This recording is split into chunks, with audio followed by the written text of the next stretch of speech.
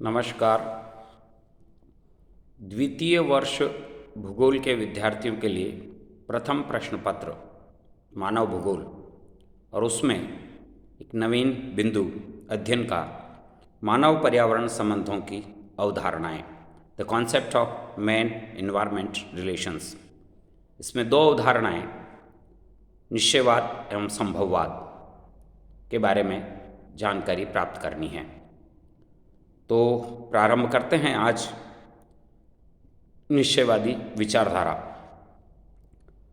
मनुष्य का प्राकृतिक पर्यावरण से वही संबंध है जो अन्य प्राणियों का है, परंतु मनुष्य ने अपनी बौद्धिक क्षमता और विकास के द्वारा पर्यावरण से बदलते हुए संबंध बनाए हैं, जिनमें पर्यावरण को कभी हानि हुई है तो कभी लाभ हुआ है। आदिकाल से मनुष्य जो अन्य जीव जंतुओं की भांति रहता था, वह पर्यावरण पर विशेष प्रभावशाली नहीं था, परंतु मनुष्य ने विगत 10,000 वर्षों में सभ्यता और संस्कृति के विकास के नए आयाम स्थापित किए हैं। इससे मनुष्य और वातावरण के सहसंबंधों में भी परिवर्तन हुआ है। मनुष्य ने पर्यावरण से उपयोगी वनस्पति और जीव जंतुओं का अधिकाधिक विकास कर अपने लिए उपयोगी बनाया है। अन्य वनस्पति और जीव जंतुओं को या तो विकास क्रम में उसने पीछे छोड़ दिया है या उसे पृथ्वी से सदा के लिए विलुप्त कर दिया है। मानव संस्कृति और सभ्यता के प्रारंभिक काल में प्रागैतिहासिक काल कहते हैं। इस समय में मानव की सोच आर्थिक नहीं थी, उसका लक्ष्य केवल भोजन प्राप्ति था। अतः इस काल में मानव प्राकृतिक पर्यावरण के प्रमुख घटक था और यह काल 5,000 वर्ष पूर्व माना जाता है। लेकिन समय के साथ साथ मनुष्य ने भोजन के लिए जंगली जानवरों का शिकार करना सीख लिया। उसके द्वारा पर्यावरण उपयोग का प्रथम उद्देश्य पूर्वक यह कार्य माना जाता है। आग के आविष्कार के बाद मानव दृष्टिकोण में परिवर्तन आया और मानव जंगलों से लकड़ियां प्राप्त करने लगा, मांस को पकाकर खाने लगा। यद्यपि मानवीय आवश्यकताएं फिर भी सीमित होने के कारण अब भी मानव और पर्यावरण के संबंध मैत्रीपूर्ण रहे। आग मानव का प्रथम पारिस्थितिकीय उपकरण था, जिसकी सहायता से उसने उसके अपने लाभ प्राप्त करते हुए अनुकूल पर्यावरण में परिवर्तन करना प्रारंभ किया। मानव द्वारा अपनी छांट को यानी चयन को महत्व देने के कारण पर्यावरण में नैसर्गिक भिन्नताएं उत्पन्न होने लगी। मनुष्य और वातावरण के सहसंबंधों में आज के लगभग 5,000 वर्ष पूर्व क्रांतिकारी परिवर्तन हुए, जब मनुष्य ने खेती करना, स्थायी आवास बनाना और जंतुओं का पालतूकरण यानी डोमेस्टिकेशन करना प्रारंभ किया। अनुपयोगी पेड़ पौधों को जैविक चक्र से बाहर निकालना उसने सीख लिया। कृषि के रूप में उपयोगी पेड़ पौधों का उसने आविष्कार किया, उनको अधिक से अधिक उत्पादन और मनुष्य के लिए लाभकारी बनाया। इससे भोजन प्राप्ति सहज और सरल हो गई है। दूसरी ओर पर्यावरण के लिए विनाशकारी था, क्योंकि इससे केवल उपयोगी पेड़ पौधे ही विकसित हो पाए। अनुपयोगी पेड़ पौधे जैविक तंत्र से धीरे धीरे बाहर होने लगे। अनुपयोगी पेड़ पौधे भी ऊर्जा का संश्लेषण और रासायनिक तत्वों की चक्रीय दिशा में महत्वपूर्ण योगदान करते हैं। पशुओं का शिकार करने और प्राकृतिक आवास को परिवर्तित करके मानव ने जैव विविधता को कम करना प्रारंभ कर दिया। मनुष्य ने वनों में से प्राकृतिक पेड़ पौधों के समूह को हटाकर कृषि करना प्रारंभ किया, जिससे सौर ऊर्जा को संग्रहित करने में भी कमी हुई। आज हमें ज्ञात है कि भूमध्य रेखीय वन क्षेत्रों में सौर ऊर्जा का वार्षिक संचय 14,000 कैलोरी प्रति वर्ग सेंटीमीटर होता है, जबकि कौंडधारी वनों में यह संचय 11,000 कैलोरी प्रति वर्ग सेंटीमीटर होता है। परंतु चावल और गेहूं के खेतों के अतिरिक्त सौर ऊर्जा आकाश में विस्तृत होती रहती है, पृथ्वी के धरातल के तापमान को बढ़ाती है। अतः खेती करना भी पर्यावरण तंत्र में बाधक हो रहा है, परंतु यह आवश्यक भी है, जिससे मानव की आवश्यकता की पूर्ति होती है। मनुष्य की सभ्यता में एक क्रांतिकारी युग 18वीं शताब्दी में प्रारंभ हुआ, जब उसने औद्योगिकरण को जन्म दिया, और यह अवस्था आज सबसे अधिक विकसित अवस्था में दिखाई देती है। औद्योगिकरण से प्राकृतिक संसाधनों का दोहन तेज गति से प्रारंभ हुआ और मानव की आवश्यकताओं की पूर्ति हुई। मानव ने न केवल आवश्यकताएं बल्कि विलासिता के लिए वस्तुएं भी निर्मित करना प्रारंभ कर दिया।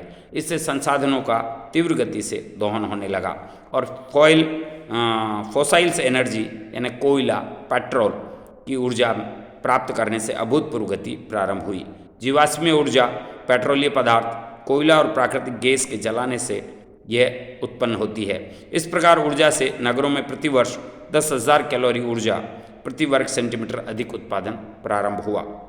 प्राकृतिक वन क्षेत्र में कमी आई, कृषि क्षेत्र की अधिकता हुई, जीवाश्म ऊर्जा के उपयोग का बढ़ा और इस सबसे गत शताब्दी में 0.1 डिग्री से 0.3 डिग्री सेल्सियस तक पृथ्वी के तापमान में वृद्धि हुई, जिसे हम ग्लोबल वार्मिंग कहते हैं। ऊर्जा का वितरण और प्राकृतिक रूप से अंतरिक्ष में स्वतः हो जाता है, परंतु यह व्यवस्थित रूप से नहीं होता है। धीरे धीरे तापमान में वृद्धि हो रही है। मानव और वातावरण के सहसंबंध अब प्रतिकूल होते जा रहे हैं।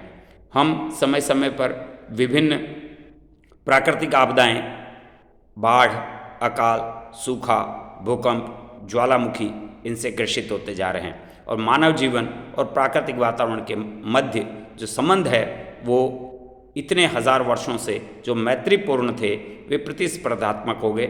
मनुष्य की लालच प्रकृति के अत्यधिक दोहन की ओर बढ़ी है। खनिज पदार्थों का हमने अत्यधिक मात्रा में विदोहन करना प्रारंभ किया और विकास की यह होड़, यानी तेजी के साथ विकास की यह होड़ मशीनीकरण, औद्योगिकरण, सूचना क्रांति के नवीन हथियारों के साथ प्रकृति को समूल नाश करने पर उतारू यह मानव अपने दृष्टिकोण में परिवर्तन कब करेगा, जब तक कि पूर्ण विनाश न हो जाए। मनुष्य और पर्यावरण के इन बदलते हुए संबंधों को विभिन्न विचारधाराओं में विभिन्न विद्वानों ने व्यक्त करने का प्रयास किया है। उसमें हमने वातावरण निश्चयवाद के बारे में विस्तार से जानकारी प्राप्त की। आज हम वातावरण निश्चयवाद के बारे में जानेंगे। उससे पूर्व वातावरण संभववाद पर जर्मन विद्वानों ने वातावरण के लिए पर्याप्त मात्रा में मानव भूगोल के बारे में लिखा। इसे पर्यावरणीय निश्चयवाद कहते हैं, इन्वायरमेंटल डिटर्मिनिज्म। इस अवधारणा के अनुसार मनुष्य को अन्य जीव जंतु की भांति प्राकृतिक वातावरण के निर्देश की अनुपालना करनी चाहिए। अर्थात मनुष्य और उसके क्रियाकलाप भौतिक पर्यावरण का प्रभाव दृष्टिगत होता है, अतः प्रकृति ने मनुष्य को बनाया है। यही एक उपागम प्रमुख आधार है। मानव पर्यावरण संबंधों में इस पर्यावरणीय निश्चयवाद दृष्टिकोण के कारण मानव जीवन के सभी पक्षों भौतिक पर्यावरण का प्रभाव पड़ता है। पीटर हैगेट ने इसे परिभाषित करते हुए लिखा कि पर्यावरणवाद के अनुसार मुख्य रूप से पृथ्वी तल पर मानव के व्यवहार प्रारूप के निर्धारण में प्राकृतिक पर्यावरण की प्रमुख भूमिका होती है। प्राचीन काल में ग्रीक विद्वानों द्वारा भी प्राकृतिक तत्वों के प्रभाव को स्वीकार किया गया। अरस्तु ने अपनी पुस्तक द पॉलिटिक्स राजनीति में लिखा था कि यूरोप के ठंडे प्रदेशों के निवासी बहादुर होते हैं, किंतु विचारों और तकनीकी कौशल में कमी होती है। इसके विपरीत एशिया के लोग ऊर्जावान और कुशलवान होते हैं, लेकिन उत्साही नहीं होते। पर्यावरण निश्चयवाद का जन्म एवं विकास जर्मनी में हुआ है और इसके प्रमुख प्रतिपादक जर्मन भूगोलवेता और मानव भूगोल के जन्मदाता स्वयं फ्रेडरिक रेटजल थे। रेटजल महोदय ने बताया कि प्राकृतिक पर्यावरण के तत्वों, धरातल की बनावट, जलवायु, वनस्पति आदि में और मानव के मध्य जटिल संबंध पाए जाते हैं, जिनमें पर्यावरणीय तत्व अधिक प्रभावशाली है। उनके अनुसार हमारी बुद्धि, संस्कृति और सभ्यता की उपलब्धि की तुलना एक चिड़िया की स्वच्छंद उड़ान से नहीं की जा सकती। उसकी तुलना एक पौधे के तने से की जा सकती है, क्योंकि हम सदैव पृथ्वी से आबद्ध है। मानव अपना सिर आकाश में चाहे जितना ऊंचा क्यों न उठा ले, उसके पैर सदा धरती पर ही टिके रहेंगे। उसकी धूल प्रकृति में विलीन हो जाएगी। रेटजल महोदय के इस संदर्भ में प्रसिद्ध विद्वान मॉन्टेग्यू ने जलवायु और मृदा को मानव चरित्र का निर्माता बताया। इस वातावरण निश्चयवाद की विचारधारा में हिप्पोक्रेट्स ने भी अपने ग्रंथ एयर, वाटर और प्लेस में लिखा कि यूरोप के लोग कठिन परिश्रमी होते हैं, लेकिन एशिया के लोग आराम पसंद। पर्यावरण निश्चयवाद की इस धारणा को पुष्ट करते हुए कार्ल रिटर, अलेक्जेंडर हम्बोल्ट ने भी काम किया। कार्ल रिटर की मानव केंद्रित विचारधारा से इसका विकास हुआ और प्रकृति और मानव पर प्रभावों के बारे में उन्होंने बात कही। फ्रेडरिक रिप्ले ने 1806 से 1882 तक जिनका कार्यकाल है, उन्होंने फ्रांसीसी समाजशास्त्री ने अपने सिद्धांत, स्थान और कार्य, लोग, प्लेस, वर्क और फोक के माध्यम से समाज पर पर्यावरण के प्रभावों के बारे में बात की। पर्यावरणवाद की यह संकल्पना 1911 में चरमोत्कर्ष पर पहुंची, जब फ्रेडरिक रेटजल की शिष्या अमेरिकन भूगोलवेता एलन चर्चिल सैंपल ने अपनी पुस्तक भौगोलिक वातावरण के प्रभाव the influence of geographical environment का प्रकाशन किया। सैंपुल ने अपने कथन में पूर्ण रूप से मनुष्य पर वातावरण के नियंत्रण और प्रभाव को बताते हुए लिखा कि मनुष्य प्रकृति की धूल का एक कण मात्र है। इसी प्रकार सैंपल कठोर नियतिवादी विदूषक मानी जाती है और उन्होंने अपने ग्रंथों में प्रत्येक क्रम में तथ्यवार सामाजिक और मानवीय विकास के विभिन्न तत्वों का वर्णन किया। सैंपुल ने प्रकृति का प्रभाव धार्मिक चिंतन पर भी बताया और धार्मिक चिंतन भी प्राकृतिक नियंत्रण से मुक्त नहीं है। भगवान बुद्ध का जन्म हिमालय के असहनीय नमी वाले क्षेत्रों में हुआ है, पर्वतपदीय भाग में हुआ, अतः उन्होंने उष्णता और आर्द्रता से संघर्ष करते हुए वो अपने स्वर्ग को ऐसा उन्होंने निर्माण माना। ठीक इसी तरह से सैंपुल ने पर्यावरण के प्रभावों को 4 भागों में विभाजित किया था। पहला था शारीरिक प्रभाव, मानसिक प्रभाव, आर्थिक और सामाजिक प्रभाव। इन पर हमने विस्तार से सैंपुल के संदर्भ में चर्चा की है। एल्बर्ट हंटिंगटन ने निश्चयवाद को संगठित करने का कार्य किया। 1915 में उन्होंने अपनी पुस्तक सभ्यता और जलवायु द सिविलाइजेशन और क्लाइमेट में, 1927 में मानव और आवास ह्यूमन एंड हैबिटाट में, संस्कृति के प्रमुख स्रोत मैन स्प्रिंग ऑफ सिविलाइजेशन में भी इस विचारधारा पर जोर दिया। निश्चयवादी विचारधारा का 20वीं शताब्दी के आरंभिक 20 वर्षों तक पर्याप्त प्रभाव था, परंतु उसके बाद भूगोलवेताओं द्वारा निश्चयवाद पर आक्षेप होने लगे, जिसके कारण मानव पर्यावरण को प्रभावित करता है और मनुष्य भी पर्यावरण में परिवर्तन करता है।